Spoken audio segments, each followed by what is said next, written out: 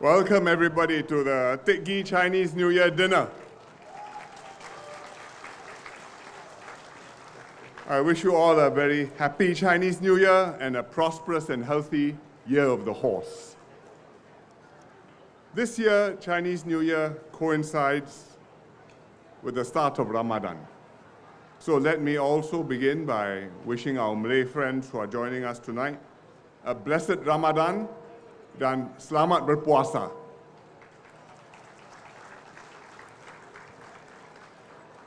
Tahun ini, Tahun Baru Cina jatuh serentak dengan Ramadan. Saya gembira sekali kerana malam ini begitu ramai anda dapat bersama kami di majlis makan malam Tahun Baru Cina ini. Bukan sahaja untuk berbuka puasa bersama sempena Ramadan, tetapi juga untuk sama-sama memeriahkan sambutan Tahun Baru Cina. Inilah ciri unik kita di Singapura, di mana pelbagai kaum, agama dan masyarakat hidup bersama dalam harmoni dan bersatu hati untuk sama-sama meraihkan perayaan kita. Ciri yang amat berharga ini adalah hasil kerja keras kita semua selama ini untuk mengekalkan dan memperkukuhkannya. Saya harap kita semua akan terus menghargai dan melindungi nilai-nilai murni ini demi memperteguh jalinan antara kita, tidak kira bangsa, bahasa, atau agama. Terima kasih.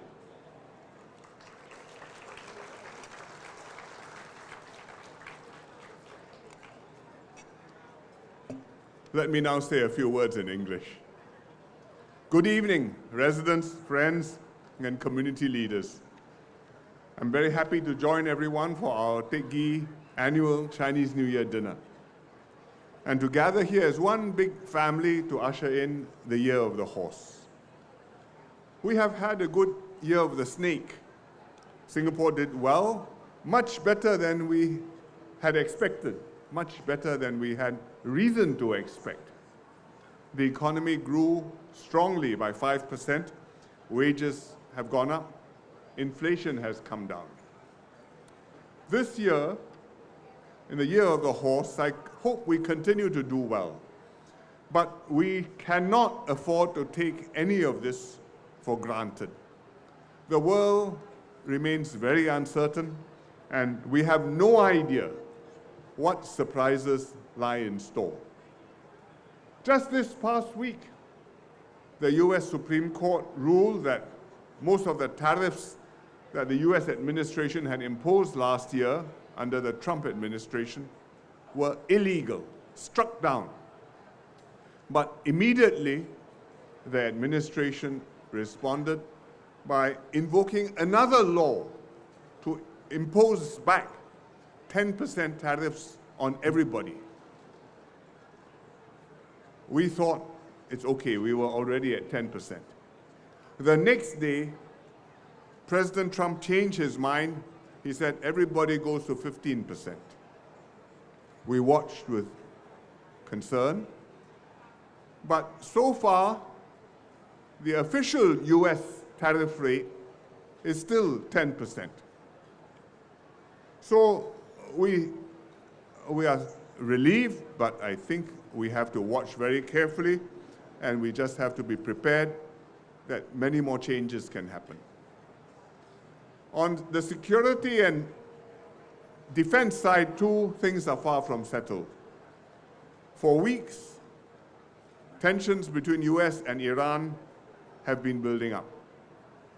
The US has assembled a huge military force in the Middle East, aircraft carriers, destroyers, missiles, defenses, missile attack weapons.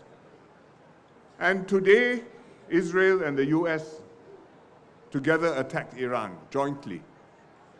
The war has begun. Iran has struck back cities, targets across the Middle East. Israel itself, Doha, Kuwait, Bahrain, the UAE. This is going to affect energy prices and impact countries far away from the Middle East, like Singapore. And you can see when a war will start, it is very hard to tell how the war will end. The overall climate of uncertainty created by these dramatic twists and turns will dampen the global climate for trade and investment, for cooperation and prosperity, because businesses and companies will find it impossible to plan for what will happen tomorrow, what they can rely on, where they can safely invest, what they should do in order to make sure that the company will be okay day after tomorrow. And this is going to affect us too, as a small and open economy reliant on global trade and investments. So we can't tell what will happen in the world, we can't help what will happen in the world, but we can make sure that within Singapore we prepare ourselves and we make the best of whatever situation comes and meets us. And the government will do its part. And in this budget statement recently, Prime Minister Lawrence Wong announced many measures to help Singapore prosper, to help Singaporeans to cope and to make progress in their lives. We had help for businesses, help for workers, help for households on the cost of living, help for the elderly and the vulnerable Singaporeans amongst us. In particular, we're putting in a lot of resources to strengthen the economy and to encourage and support Singaporean workers learning how to use AI.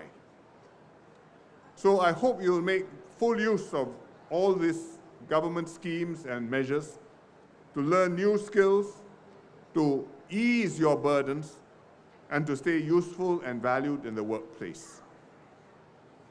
There are also help for households to cope with the cost of living.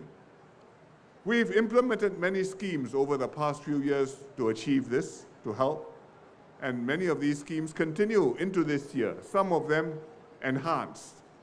In addition, we've announced a few more new schemes in the budget. For example, adults will receive a new cost of living special payment between $200 to $400 this year. Every household will receive 500 in CDC vouchers next January.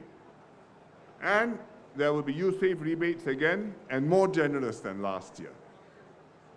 Most households will receive some form of financial help almost every month, whether it's YouSave or S&CC rebates, whether it's CPF top-ups, Life SG credits, CDC vouchers, or cash, all taken together, not at all ungenerous. But we each have to play our part too, to continue to upgrade ourselves, learn new skills like AI. Our companies have to upgrade themselves, reinvent and transform their businesses to stay competitive. And I hope everyone makes use of the support, makes full use of the support you're getting through our various programs, and work together to take advantage of these opportunities and overcome the challenges ahead of us to build a brighter future for ourselves. Finally, I'd like to say a few words to thank two of our very senior community leaders who have been with us for many, many years, and that is Mr. Yeo Tun Chia and Dr. Vasu.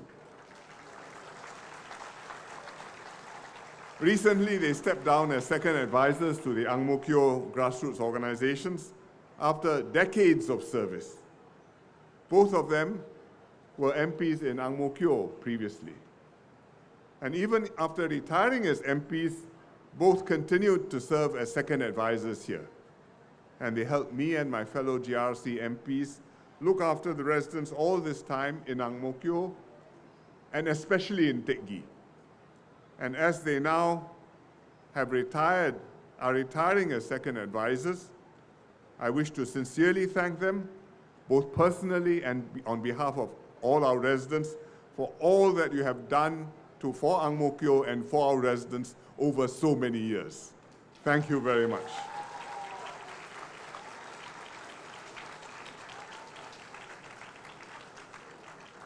I would also like to mention and to thank my fellow MP and grassroots advisor, Nadia Samdin, who will be taking over Tunja and Vasu's responsibilities in Teck Ghee. Nadia is no stranger to us. You have seen her around at many community events. She is part of our Ang Mo Kio GRC team, responsible for Chengshan division. But now she will also help me to take care of Teck Ghee. So thank you, Nadia, too. 谢谢你. Terima kasih. Now let me say a few words in Chinese.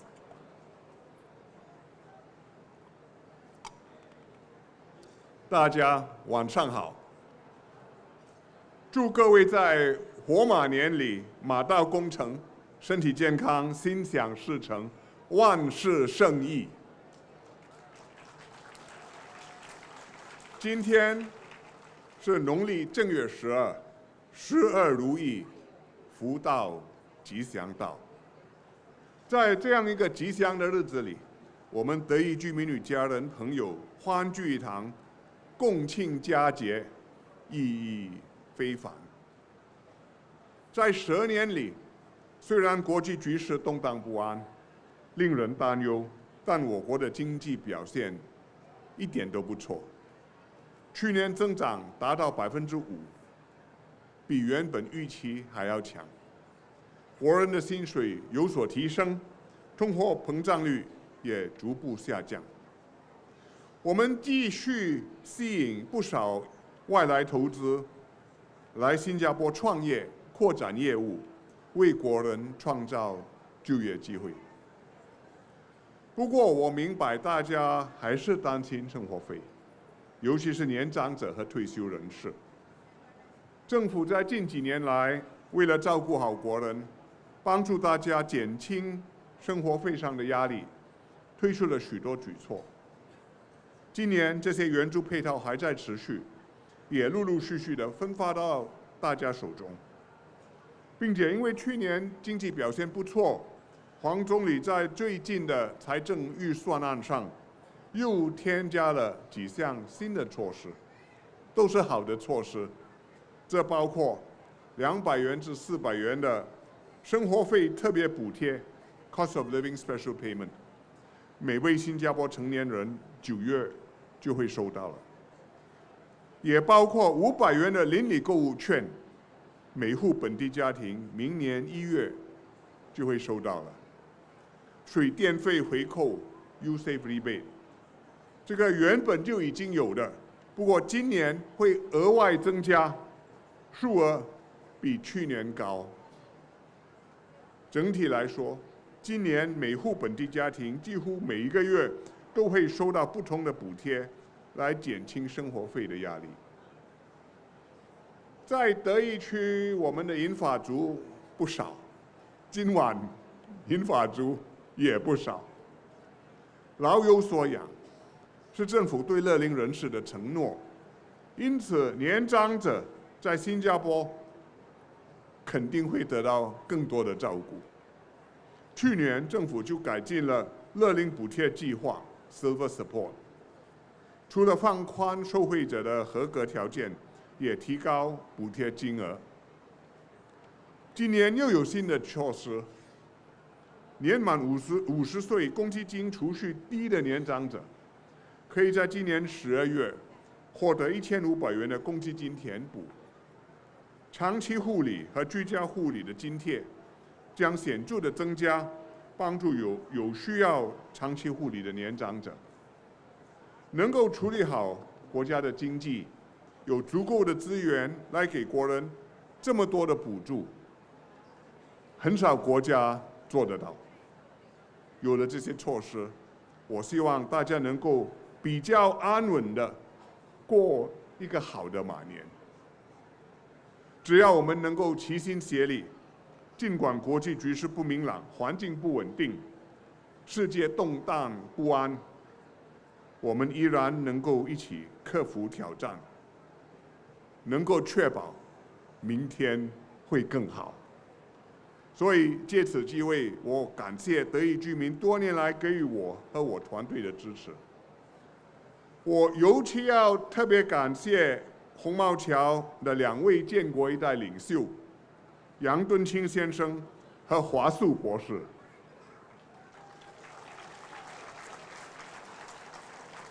他们多年来是红帽桥基层组织的第2顾问，大家对他们都应该非常熟悉。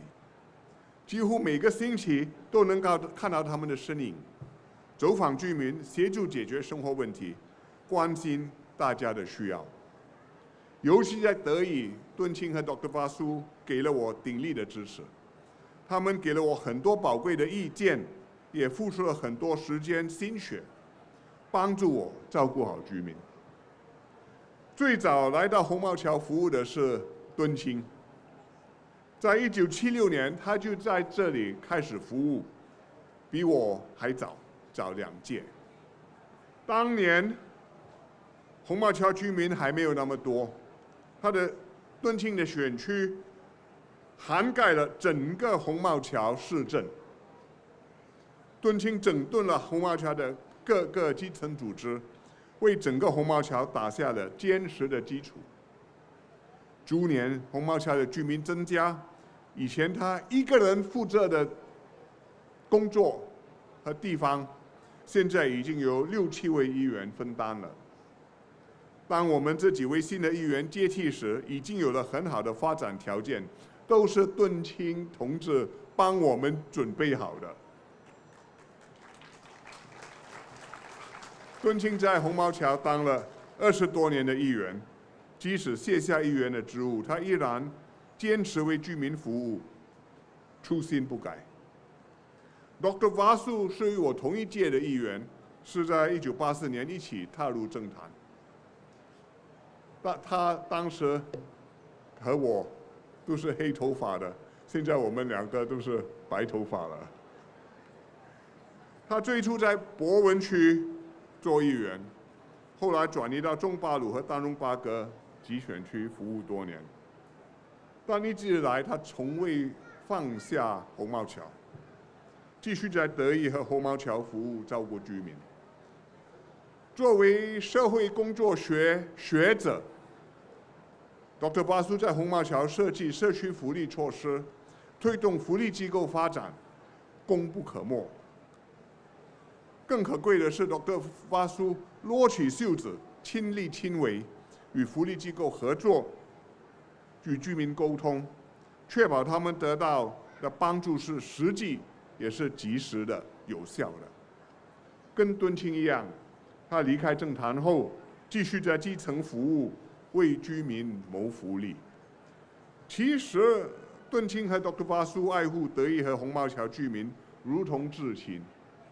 他们秉持着一份爱国爱民的精神，不辞劳苦，默默耕耘，激励了一代又一代的基层领袖、义工和社会工作者。2位前辈如今已超过耄耋之年。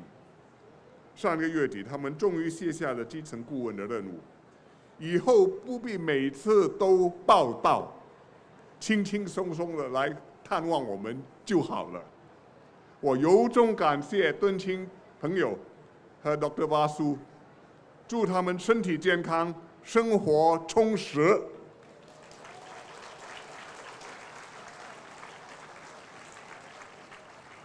借此机会，我要向大家提我们红帽桥径山的议员 Nadia Samdin。Nadia 年轻有为，自从她在径山服务，无论是乐龄人士或是年轻居民，都与她建立了很好的默契与信任。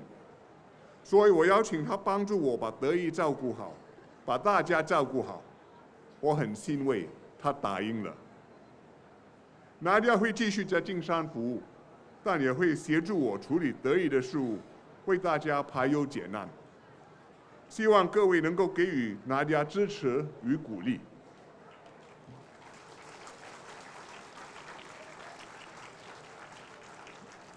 过了农历新年，可以算是另一个新的开端。希望大家能够把握好各方面的机遇，提升自己，照顾好身体。我们能够平平安安，就是给爱护我们的家人最好的礼物。希望这个马年风调雨顺，国泰民安。谢谢各位。